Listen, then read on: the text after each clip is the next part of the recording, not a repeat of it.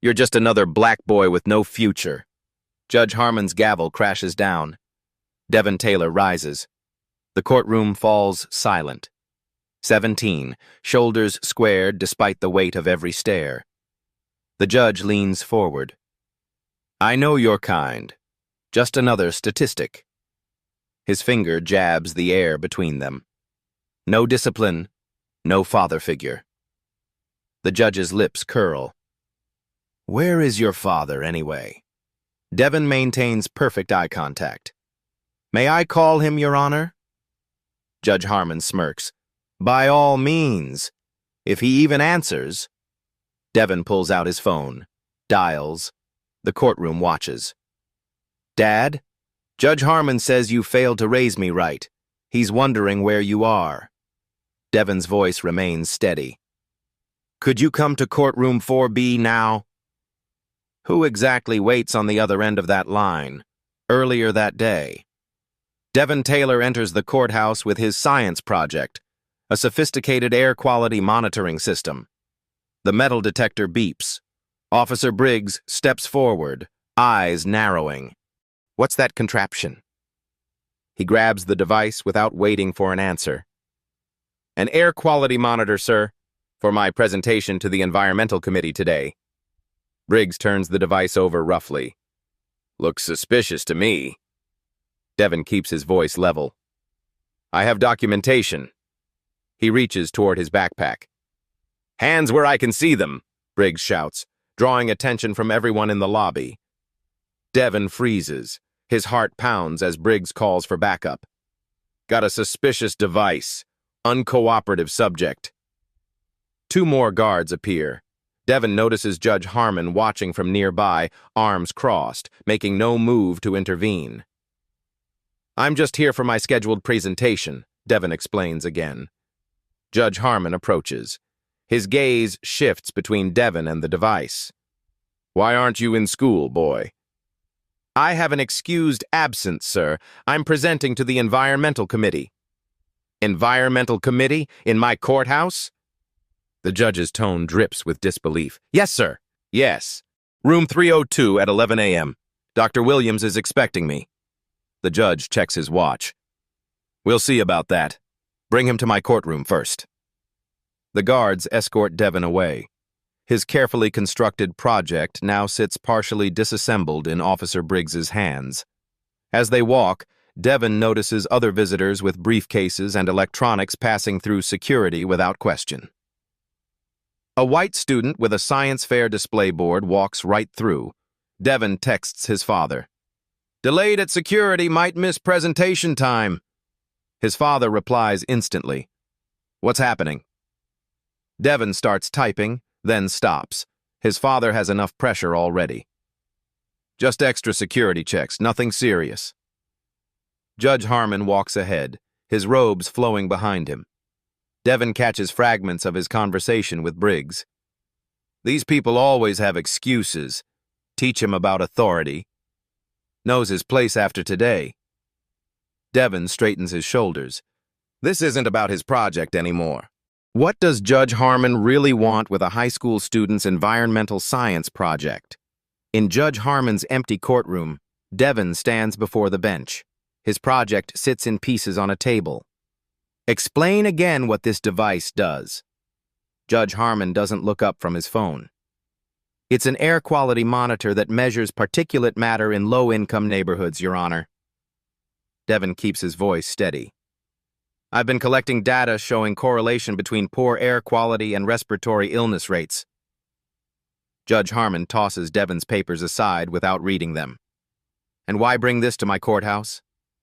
The Environmental Committee meets here monthly. I was invited to present my findings. Dr. Williams confirms there's a meeting. Judge Harmon scrolls through his messages. Says nothing about student presentations. Devin's stomach tightens. The confirmation was sent last week to all committee members. Are you telling me how to do my job? The judge's voice hardens. No, sir, just providing information. Judge Harmon stands.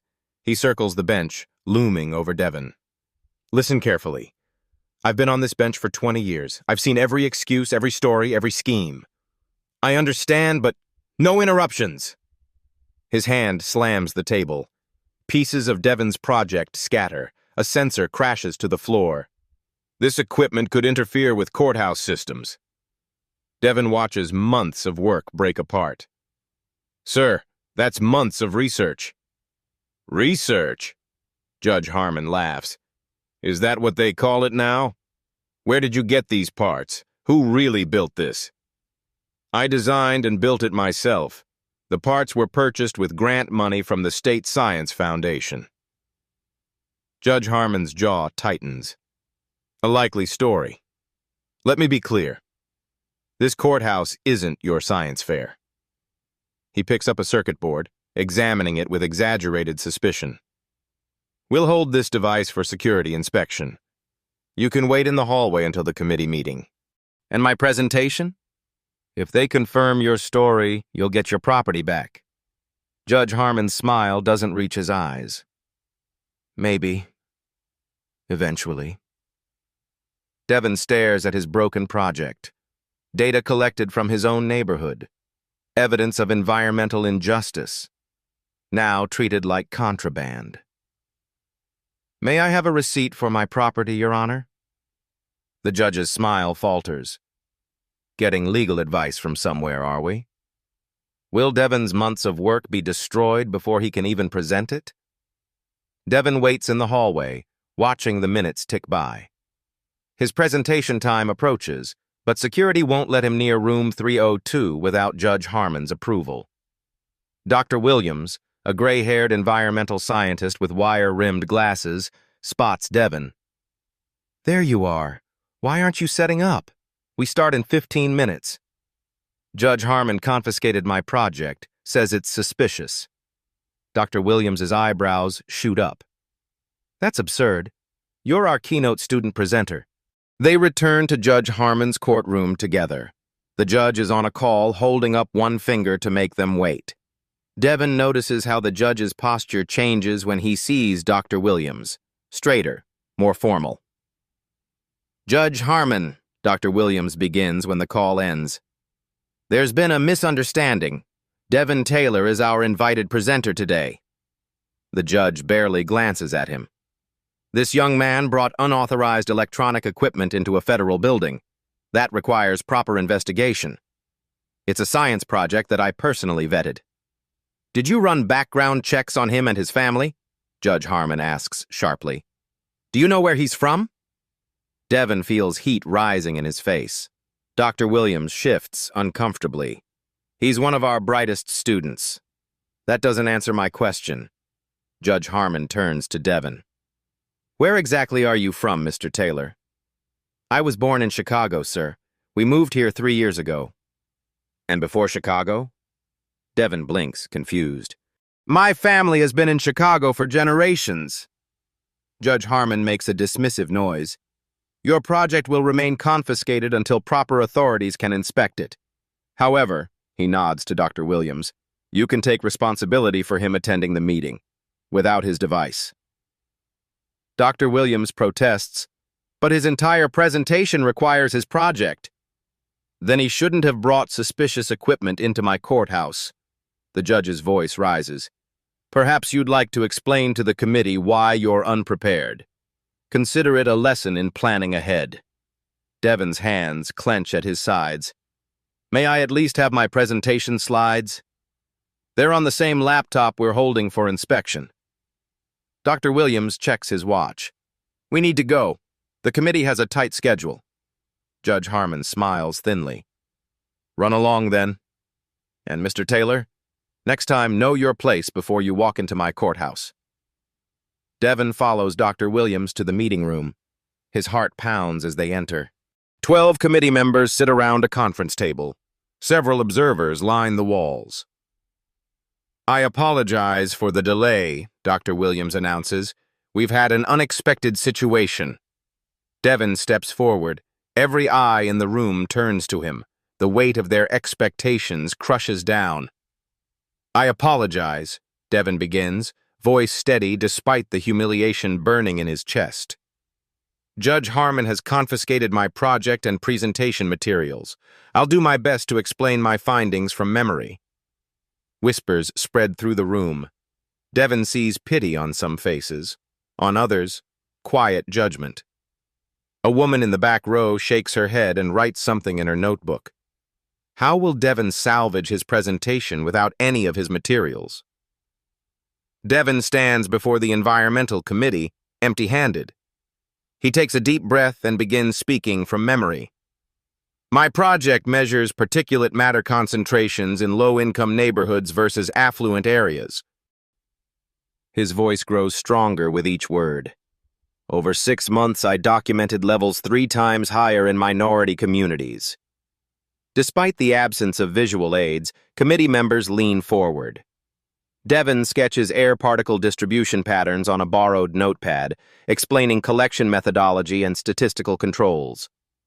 I identified correlation between pollution spikes and respiratory emergency room visits.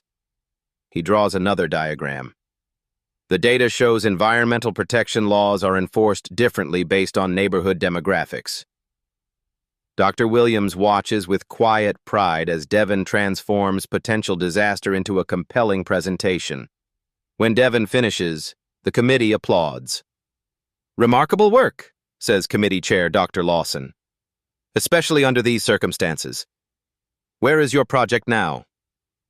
Judge Harmon is holding it for security reasons, Devon answers carefully. Dr. Lawson frowns. That's unusual. We'll look into it. Meanwhile, your findings deserve wider attention. Would you consider presenting at the state conference next month? Devon nods, gratitude washing over him. I'd be honored. As the meeting adjourns, Devon excuses himself to the restroom. In a private stall, he leans against the wall. The adrenaline crash hits him hard. His hands shake slightly as he pulls out his phone. He dials his father but gets voicemail. Dad, something happened at the courthouse. Judge Harmon confiscated my project and... He pauses, not wanting to sound like he's complaining. I managed okay, but I could use some advice. Call when you can. Dr. Williams waits outside. You did incredibly well, Devon. I've never seen such poise under pressure. Thank you. Do you think I can get my project back today? Let's find out. They return to Judge Harmon's courtroom. The judge is hearing a minor case. He spots Devon and Dr. Williams but makes them wait. Devon watches the proceedings, noting patterns. The well-dressed white defendant receives patient questioning. The young Hispanic woman who follows gets rapid-fire interruptions. After an hour, the courtroom clears. Judge Harmon finally acknowledges them. Still here, Mr. Taylor? Yes, sir. I've completed my presentation and would like to collect my project. That won't be possible today. Our security team needs to complete their inspection. Dr. Williams interjects. Judge Harmon, Devon needs his equipment. It contains months of irreplaceable data. Should have thought of that before bringing unauthorized devices into a federal building. Devon meets Judge Harmon's gaze. When can I expect it back, sir? When we're satisfied it's safe. Could be days, could be weeks. Devon makes a silent vow, his expression betraying nothing. He thanks the judge politely, turns and walks out with perfect composure. Once outside, he makes another call, this time to a different number. Uncle James, I need some legal advice about property confiscation in a federal building. His uncle's voice comes through clearly. Tell me everything. Who is Uncle James, and what legal strategy might he suggest? The next morning, Devon arrives at school, his mind still on his confiscated project. His physics teacher, Ms. Reynolds, pulls him aside after class. Devon, what happened yesterday? Dr. Williams called me. Devon explains the situation carefully, sticking to facts without emotion. Ms. Reynolds' expression darkens. Judge Harmon had no right to keep your property without cause. Have you told your father? Left him messages. He's at a conference in D.C. Well, don't give up. The Science Fair Committee still wants your entry next week. Devon nods. I'll need to rebuild everything from scratch. During lunch, Devin's phone buzzes with a text from an unknown number. Your project marked for disposal tomorrow morning. Security protocol. Sorry. Friend at courthouse. Friend at. Devin's heart races. Months of irreplaceable air quality data gone. He tries calling his father again. Voicemail. After school, Devin returns to the courthouse. The security guard, different from yesterday, stops him. I need to speak with Judge Harmon, Devin says firmly. Judge left for the day. Come back tomorrow. This can't wait. My property is scheduled for disposal. The guard shrugs. Nothing I can do. Devin spots Officer Briggs down the hall. Officer Briggs, a moment, please. Briggs approaches reluctantly. What now, kid? My project is scheduled for disposal tomorrow. It contains irreplaceable research data. Judge's orders. Briggs smirks. Maybe you'll think twice before bringing suspicious devices here. Could I at least recover the data drive? It's the small blue component. No unauthorized access to secured items. Briggs turns away. Learn your lesson and move on. Devin walks outside, fighting frustration. He calls his uncle again. They're destroying my project tomorrow. I can't reach Dad. Document everything, his uncle advises. Names, times, what was said. I'm making calls. That evening, Devin works furiously in his garage, attempting to recreate his project from memory and spare parts. His mother watches from the doorway. Devin, sometimes fighting isn't worth it. This is, Mom. Devin doesn't look up from his work. This isn't just about my project anymore. What is it about then? Devin connects two wires carefully. When Judge Harmon confiscated my project, he didn't just take a device. He tried to silence data showing his courthouse sits in a neighborhood with the worst air quality violations. His mother's eyes widen. You think this is deliberate? I don't know, but I'm going to find out. What calls is Uncle James making, and will they come in time? Early morning. Devin arrives at the courthouse before it opens, carrying documentation proving his ownership of the project and its scientific purpose. He waits on the steps, reviewing the paperwork his uncle helped him prepare overnight. Judge Harmon arrives, surprise flashing across his face when he spots Devin. Mr. Taylor, persistent, aren't you? Yes, sir. I have documentation proving my project's legitimacy and requesting its immediate return. Judge Harmon barely glances at the papers. File it with the clerk. I have a busy docket today. Sir, security plans to dispose of my property this morning. Not my department. Judge Harmon attempts to walk past. Devin steps sideways, remaining respectful but insistent. Your Honor, I've documented everything that's happened. If my property is destroyed without due process, I'll be forced to escalate this matter. Judge Harmon's eyes narrow. Are you threatening me, young man? No, sir. I'm exercising my rights as a citizen. The judge steps closer. Let me be clear. You have no power here. I decide what happens in my courthouse. The courthouse belongs to the people, Your Honor. Judge Harmon's face flushes. You need a lesson in respect. Officer Briggs? Briggs approaches from security. Yes, Your Honor? Mr. Taylor here is causing a disturbance. Please escort him out. I'm standing on public property with legal documentation, Devin says calmly. Judge Harmon points at Devin's papers. Those look like falsified court documents to me. Confiscate them. Briggs hesitates. Sir? You heard me. Those papers could be fraudulent. Devin holds the documents tightly. They're notarized copies of my property ownership and scientific grant documentation. Judge Harmon leans close. You think you're smart? You think papers will save you? You're nothing here. Remember that. A courthouse administrator approaches. Judge Harmon, there's a call for you. They say it's urgent. The judge backs away. This isn't over. He follows the administrator inside. Devin waits until they're gone, then turns to Officer Briggs. I just want my project back before it's destroyed. Briggs looks uncomfortable. Kid, drop this. He won't let it go, and neither will I. Why are you following his illegal orders? Devon asks quietly. Briggs glances around, then lowers his voice. Look, I've got 3 years until retirement. Don't make this harder than it needs to be. Is your pension worth destroying evidence of environmental discrimination? Briggs doesn't answer, but his expression speaks volumes. Who made that urgent call to Judge Harmon, and what's coming next? Afternoon at the courthouse.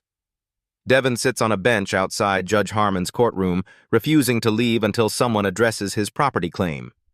Several attorneys pass by, looking at him curiously. One stops, a middle-aged woman with sharp eyes. You've been here all day. Court business? Trying to recover my confiscated property before it's destroyed. She sits beside him.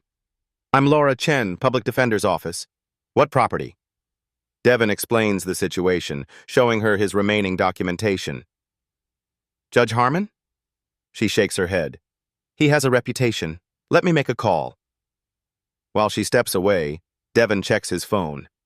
Still no response from his father. But a text from his uncle reads, Hold tight. Help coming. Laura returns. I've spoken with court administration. Your project has already been moved to disposal, but we might be able to intervene if we act now. They hurry to the basement level where confiscated items are processed. The security officer refuses them entry without authorization.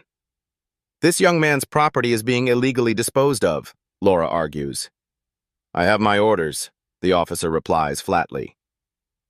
Through the door window, Devon spots his project on a table, partially disassembled. That's it right there. Please, that's months of environmental research. The officer blocks the view. Step back or I'll have you removed. Laura pulls Devon aside. We need a judge's order. Let me file an emergency motion. As they turn to leave, Judge Harmon emerges from the elevator. Ms. Chen, slumming with the troublemakers today? Your Honor, this young man's property is being improperly disposed of. I'm filing for an emergency stay. Judge Harmon laughs. Save your paperwork. That device was deemed a security risk by me personally. Based on what evidence? Laura challenges. My courtroom, my decision. Judge Harmon gestures to a nearby officer. Please escort them out. Mr. Taylor is banned from this building. Devon steps forward. Sir, I've been respectful and followed every rule. Why are you doing this? Judge Harmon stares coldly. Because I can. Some people need to learn their place in the system. Laura grips Devon's arm, whispering, Don't engage. We'll find another way. As they're escorted out, Devon sees Judge Harmon enter the disposal room. Through the closing door, he watches the judge pick up a hammer. He's going to destroy it himself, Devon whispers. Laura's expression hardens. Now we know this is personal. Time to call in bigger guns. With his project about to be physically destroyed, what's Devon's last recourse? Outside the courthouse, Devon paces the sidewalk. Laura makes frantic calls to other judges, seeking an emergency intervention. No one's available on such short notice, she admits, frustrated, and most won't cross Judge Harmon anyway. Devon's phone rings. His father, finally. Dad, they're destroying my project right now. I know, son. I've been briefed. Put me on speaker. Devon complies, confused. Laura watches curiously. This is Robert Taylor. His father's authoritative voice fills the air. Who am I speaking with? Laura Chen, Public Defender's Office. Your son's project is being improperly disposed of by Judge Harmon. I understand. Ms. Chen, please escort Devon back inside. Insist on seeing Judge Harmon immediately. Tell security to call this number if there's any resistance. He recites a government extension. Laura looks skeptical but nods. We'll try, Mr. Taylor. They re-enter the courthouse. At security, they're immediately stopped. Devon Taylor is banned from the premises, the guard states flatly. Laura stands firm. We need to see Judge Harmon now. If you refuse, please call this number. She shows the guard the number on her phone. The guard hesitates, then makes the call. His expression changes dramatically. Yes, sir. Right away, sir. He hangs up, suddenly deferential. You can proceed to Judge Harmon's chambers. As they walk through the courthouse, Devin whispers, What just happened? Laura shakes her head, equally confused. Who exactly is your father? He works for the Justice Department, that's all I know. They reach Judge Harmon's chambers. His clerk tries to turn them away, but Laura mentions the phone number again. The clerk disappears inside, returning moments later. The judge will see you now. They enter to find Judge Harmon standing behind his desk, Devin's partially damaged project in front of him. A hammer sits nearby. This is harassment, the judge begins. I've made my decision about this device. Laura steps forward. Your Honor, we have instructions to call this number if you refuse to return Mr. Taylor's property. She displays the phone again. Judge Harmon scoffs. Some bureaucratic underling doesn't concern me. Then perhaps you should make the call yourself, Devin suggests quietly. Something in Devin's calm confidence makes Judge Harmon pause. He takes the phone reluctantly and dials. This is Judge William Harmon. Who am I speaking with? His expression shifts from annoyance to shock. Yes, I understand, but the device was... Yes, sir. The color drains from Judge Harmon's face. He hands the phone back to Laura, his hand visibly shaking. Your property will be returned immediately, Mr. Taylor, he says stiffly. In its original condition, with all data intact, Devin specifies. Judge Harmon nods, unable to meet Devin's eyes. As they leave with the project, Devin's phone rings again. He answers on speaker. Is it resolved, son? His father asks. Yes, Dad. Thank you. Good. Now, would you put Judge Harmon on the line? I'm coming to town tomorrow and would like to meet with him personally. Laura stares at Devin in dawning realization. Your father is... Devin nods slightly as Judge Harmon approaches, looking ashen. Judge Harmon, my father would like to speak with you. Devin hands over the phone. The judge takes it, his arrogance entirely evaporated. This is Judge Harmon. From the phone comes a clear, authoritative voice. Judge Harmon, this is United States Attorney General Robert Taylor. I'll be in your courthouse tomorrow at 9 a.m. to discuss your treatment of my son and the apparent pattern of judicial misconduct in your courtroom. Please clear your docket. Judge Harmon nearly drops the phone. Yes, Mr. Attorney General, I'll make the arrangements. He returns the phone to Devin, then retreats to his chambers without another word. In the hallway, Laura lets out a low whistle. Your father is the Attorney General of the United States? Devin nods. He was appointed last year. We keep it quiet at school. No wonder Judge Harmon looked like he'd seen a ghost. Laura examines the project. Is this really about air quality monitoring? Yes. 6 months of data showing environmental protection laws aren't enforced equally across neighborhoods. Devin runs his fingers over the damaged components. The high pollution areas correspond exactly with Judge Harmon's harshest sentencing patterns. Laura's eyes widen. You found evidence of environmental racism without even realizing its connection to judicial bias. I just wanted to help my neighborhood breathe cleaner air. Devin carefully packs up his project. I never expected to expose a corrupt judge. How will Judge Harmon face the U.S. Attorney General tomorrow? Dawn breaks over the city. News vans already surround the courthouse. Word has leaked that the U.S. Attorney General is making an unscheduled visit. Inside his chambers, Judge Harmon paces nervously, phone pressed to his ear. Senator, you promised protection. Yes, I've always ruled in favor of your interests, but I understand politics, but this is my career. He slams the phone down. His clerk enters, pale-faced. Sir, there are FBI agents in the lobby. FBI? Taylor's not wasting time. Judge Harmon straightens his robes, attempting dignity. Meanwhile, Devon and his father arrive at a private courthouse entrance. Robert Taylor is tall, distinguished, with the same calm demeanor as his son. FBI agents flank them. "You okay?" Robert asks quietly. "Better now," Devon replies. "I didn't mean for all this. You stood your ground respectfully. I'm proud of you." Robert squeezes his shoulder. "But this isn't just about your project anymore." They enter a conference room where Laura Chen waits with several Justice Department officials. Maps of the city cover one wall, with certain neighborhoods highlighted. "Ms. Chen has been invaluable," an aide tells Robert. "She's compiled substantial evidence of Judge Harmon's pattern of discriminatory rulings." Laura nods. "It correlates directly with Devon's air quality research.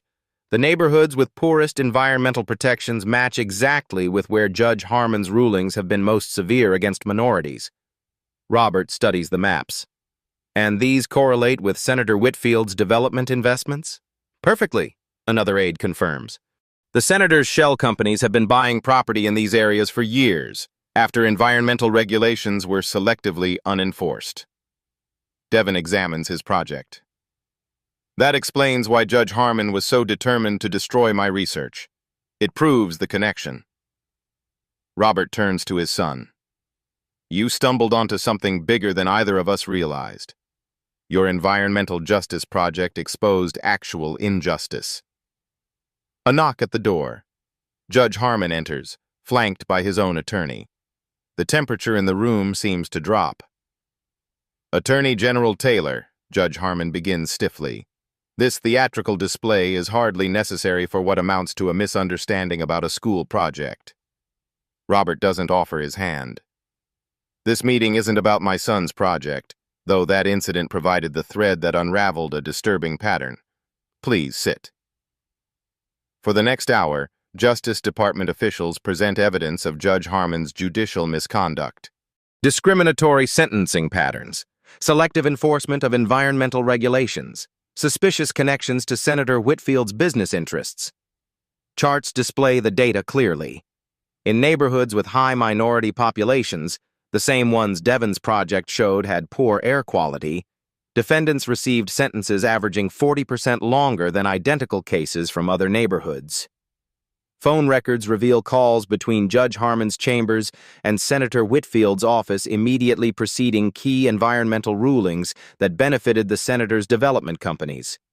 Judge Harmon's attorney interjects repeatedly, but each objection is met with more damning evidence. "This is a political witch hunt," Judge Harmon finally explodes. "I've served on this bench for 20 years. "Yes," Robert replies evenly. "And we've reviewed 20 years of your rulings. Care to explain why defendants from certain neighborhoods receive sentences averaging 40% longer than identical cases from other neighborhoods?" Judge Harmon looks to his attorney, who appears increasingly uncomfortable. "Or perhaps," Robert continues, "you can explain these phone calls between your chambers and Senator Whitfield's office immediately preceding key environmental rulings." The judge's face goes pale. "I want immunity." His attorney stands abruptly. "My client is not making statements at this time." Robert nods to an aide who slides a document across the table. "Judge Harmon, this is a formal notice of investigation by the Justice Department. You are being placed on administrative leave pending its completion." "You can't do this," Judge Harmon whispers. "I'm not doing this. Your actions are." Robert stands. "The Judicial Ethics Committee is convening an emergency session this afternoon. I suggest you prepare." As Judge Harmon and his attorney leave, Robert turns to Devon. "Your project revealed something we've suspected but couldn't prove. Environmental injustice and judicial misconduct often go hand in hand." Devon looks at his damaged project. "I just wanted to help my neighborhood breathe cleaner air." "And you will," Robert assures him. "Your data is now part of a federal environmental justice investigation." Laura approaches. "Devon, the Environmental Committee called. They want your full presentation tomorrow with Justice Department protection this time." By evening, News of Judge Harmon's suspension spreads. Devin watches the coverage with his parents at home. Sources confirm the investigation began after Judge Harmon attempted to confiscate and destroy scientific evidence collected by a high school student, a reporter announces. The evidence allegedly showed environmental protection laws being selectively enforced in minority neighborhoods. Devin's mother turns to her husband, who, "How big is this going to get?" "Very," Robert replies. "Senator Whitfield's development companies have been exploiting these neighborhoods for years, buying property cheap after environmental violations made them undesirable, then flipping them after selective cleanup." "But why target Devin's project?" his mother asks. "Because data doesn't lie," Devin answers. "My air quality measurements created a map that matched perfectly with Judge Harmon's discriminatory sentencing patterns. It connected environmental racism with judicial misconduct." Robert's phone rings. He answers, listens, then sighs. "Senator Whitfield is calling for an investigation into the investigation, claims it's politically motivated." "Is it?" Devin asks. "Justice isn't political, son." Robert's expression hardens. But those who obstruct it often hide behind politics. The next morning, Devin presents his findings to the Environmental Committee, this time with his project intact and working. FBI agents stand discreetly around the room. "These air quality readings were taken over 6 months in different neighborhoods," Devin explains, displaying his data. "The pattern is clear. Environmental violations are reported equally across the city, but enforcement actions are concentrated in affluent areas." Committee members examine his findings with new understanding of their significance. "This data will be essential to our federal investigation," Dr. Lawson announces. "Mr. Taylor, the committee would like to fund an expansion of your monitoring system to cover the entire city." As they leave the meeting, Laura Chen joins them. "Judge Harmon's attorney called. He wants to make a deal." Robert raises an eyebrow. "Already? He must know we have more than we've shown." "The dominoes are falling," Laura confirms. 3 more judges with similar ruling patterns have requested leaves of absence. Senator Whitfield's development company stock dropped 30% this morning. Devin takes in this information quietly. His simple science project has triggered a cascade of accountability. "What happens now?" he asks his father. "Justice," Robert answers simply. "And perhaps cleaner air for your neighborhood." As Judge Harmon seeks a deal, who else will fall in this widening investigation? 1 week later, the Judicial Ethics Committee hearing unfolds in a packed room. Judge Harmon sits with his defense team, looking diminished without his robes. Senator Whitfield watches from the back, surrounded by advisors, whispering urgently. When Robert Taylor enters with Devin, the senator slips out a side door. The committee chair calls the hearing to order. "We are reviewing evidence of judicial misconduct by Judge William Harmon, including discriminatory sentencing patterns, improper dismissal of environmental cases, and potential corruption involving private development interests." Devin's research is presented first.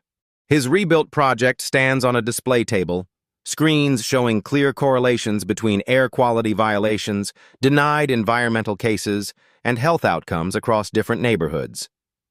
This data, initially collected for a high school science project, revealed a disturbing pattern, the presenter explains. Environmental protection cases from minority neighborhoods were dismissed at 8 times the rate of identical cases from other areas. Judge Harmon's attorney objects. A student science project hardly constitutes admissible evidence. The committee chair responds firmly. The methodology has been independently verified by 3 university environmental departments. The data stands. Next, Justice Department investigators present phone records, banking transactions, and ruling patterns that draw a clear picture.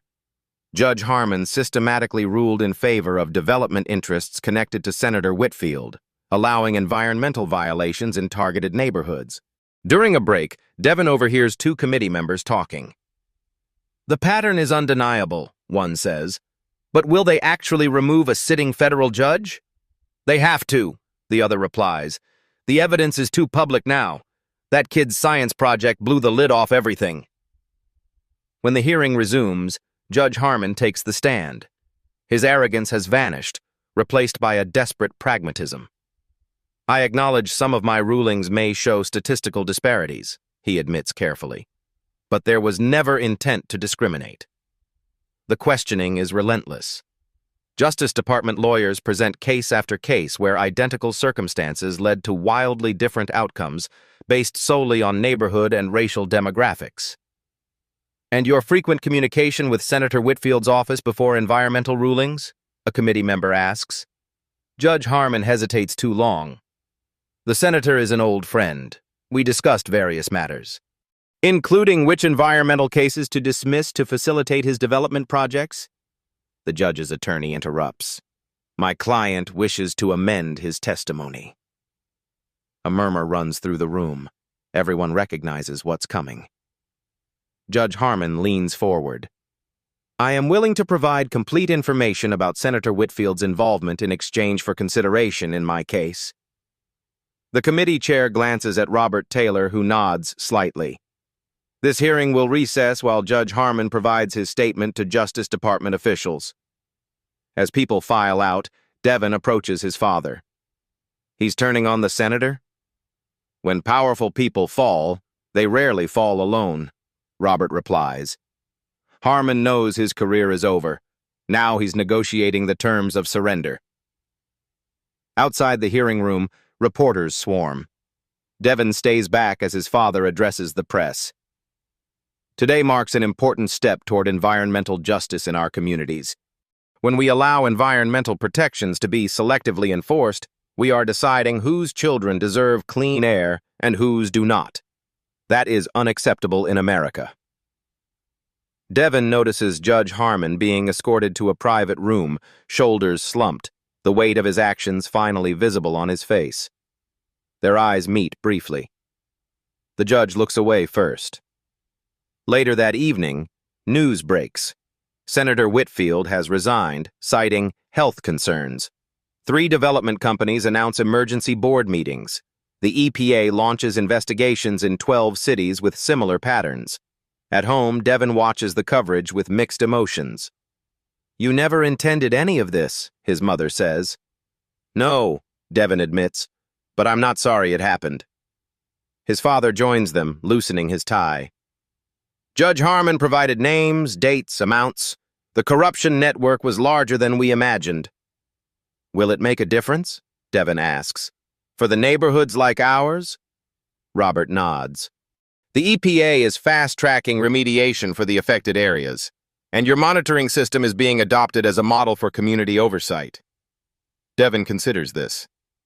From science project to federal policy. That's how change happens, his father says. One person stands their ground, others follow. With Harmon cooperating, how high will this corruption investigation reach? 3 months later. Devin stands at a podium in Washington, D.C., addressing the National Conference on Environmental Justice. His rebuilt and enhanced air quality monitoring system is displayed prominently beside him. Environmental justice isn't abstract, Devin tells the audience of scientists, activists, and government officials. It's about who can breathe clean air, who has safe water, and whose children play in toxic soil. The conference room is packed. In the front row sit Robert Taylor and Laura Chen, now heading a new environmental justice task force at the Justice Department. Devin continues, My project began as simple data collection in my neighborhood. It ended by exposing how environmental protections were selectively enforced to benefit development interests at the expense of minority communities. Screens behind him show before and after maps of his city. 3 months ago, these red zones had particulate matter levels exceeding federal standards by 300%. Today, with proper enforcement, those levels have dropped by 70%. After his presentation, Devin joins a panel discussion with environmental scientists and legal experts.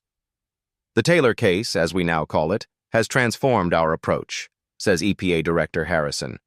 We've launched similar monitoring programs in 30 cities nationwide. The data is revealing similar patterns of selective enforcement. A Justice Department representative adds, "Following Senator Whitfield's indictment, we've opened investigations into similar arrangements in 12 other states. Judge Harmon's testimony has been invaluable." Devin listens, still processing how his science project catalyzed such sweeping changes. During questions, someone asks about the judicial system reforms. The Administrative Office of U.S. Courts has implemented new transparency requirements, explains Judicial Ethics Committee Chair Lopez. All environmental rulings must now include detailed reasoning and are subject to statistical review for potential bias patterns. After the conference, Devin and his father walk through the National Mall. Senator Whitfield's development company is paying for environmental remediation in all affected neighborhoods, Robert tells him. The settlement includes funding for community health clinics specializing in respiratory conditions. Devin watches children playing nearby. Will it last, though, these changes? That depends on people like you, Robert says. Systems only change when someone challenges them. Devin's phone buzzes with a notification. The state university has offered him a full scholarship to study environmental science and law. They want me to expand my monitoring system statewide, Devin says, amazed. Robert smiles proudly. From science project to state policy, not bad for a high school senior. I just wanted to help my neighborhood, Devin says. I never expected all this. That's how change usually happens, Robert replies. Someone refuses to accept injustice, even when they're told to know their place. As they continue walking, Devin notices a news alert on his phone. 3 more judges in different states have been placed on administrative leave pending investigations. It's spreading, Devin observes. Robert nods. What you uncovered wasn't isolated, it was systemic. Sometimes all it takes is one crack in the foundation to reveal structural problems. And one person standing their ground, Devin adds. Exactly. Robert points to the Justice Department building in the distance. Next week, we're announcing a nationwide environmental justice initiative based partly on your monitoring model. Community-driven data collection, transparent enforcement tracking. As Devin's work spreads nationwide, what powerful interests will resist these changes? 1 year later. Devin walks through his old neighborhood, now transformed. New trees line streets once barren. Air quality monitors, based on his design but now manufactured professionally, stand at key intersections, their data publicly accessible via smartphone app. He stops outside the federal courthouse where everything began. The building looks the same, but much has changed inside. A new plaque announces the Environmental Justice Review Board, established in the wake of the Harmon-Whitfield scandal. Devin enters, passing through security without incident. The guard nods respectfully, recognizing him. In the main hall, a community exhibition showcases environmental data from across the city. School children gather around interactive displays showing air quality improvements over time. Laura Chen, now Environmental Justice Special Counsel, meets him by a display featuring his original project, restored and preserved as a catalyst for change. The touring exhibition opens in Chicago next month, she tells him.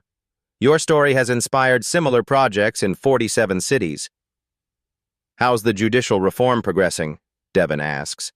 17 judges have been reviewed for similar pattern rulings. 5 have resigned rather than face investigation. Laura smiles. And Judge Harmon? Community service, ironically. Part of his plea agreement includes working in the neighborhoods his rulings harmed. They walk to a conference room where Robert Taylor waits with several Justice Department officials and community leaders. Maps on the wall show dramatic improvements in environmental compliance across previously neglected neighborhoods. The data doesn't lie, a health department official reports. Childhood asthma hospitalizations down 32% in the affected communities. Adult respiratory conditions improving similarly.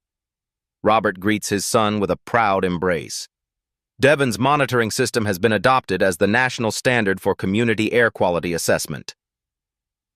Devin shakes his head, still processing the impact of his work. It was never about the technology. It was about asking who deserves protection under the law. A community leader stands. We've lived with environmental discrimination for generations. We knew the air was making our children sick. But without data, without proof, our complaints were dismissed. Sometimes justice needs evidence, Robert agrees.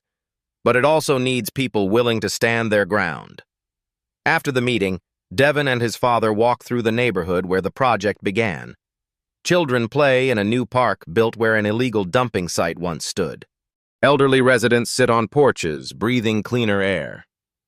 Senator Whitfield's sentencing is tomorrow, Robert mentions.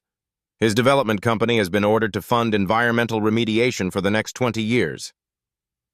Devin watches a group of high school students installing a new air monitor. They're continuing the project, expanding it. That's how lasting change works, Robert says. It outlives its creators. They stop at Devin's old school, where a banner announces a new environmental science academy named in his honor. Inside, students cluster around monitoring stations, analyzing data and preparing reports for community action. You know what Judge Harmon told me during his community service? Robert says. He said he never thought one person could change a system, especially not someone young. It wasn't just me, Devin replies. It was everyone who spoke up after the first domino fell. As sunset bathes the neighborhood in golden light, Devin looks at how far they've come. The system only works when everyone has equal protection under it. Robert nods. That's the lesson here. Justice isn't automatic. It requires vigilance, evidence, and courage to stand against power when it's abused. Devin smiles at the simple truth that has transformed his life and community. Your place is wherever you choose to make a stand. If you found strength in Devin's story, hit that like button to help others discover it too. These stories of justice need to be told. Subscribe to Beat Stories for more powerful narratives of everyday people standing up to systemic injustice. Share this video with someone who needs to be reminded that their voice matters. One person can make a difference. You've seen the story. Now what will you do with it? At Beat Stories, we believe reflection is good, but action is better. Subscribe, share, speak, because awareness is only the first step.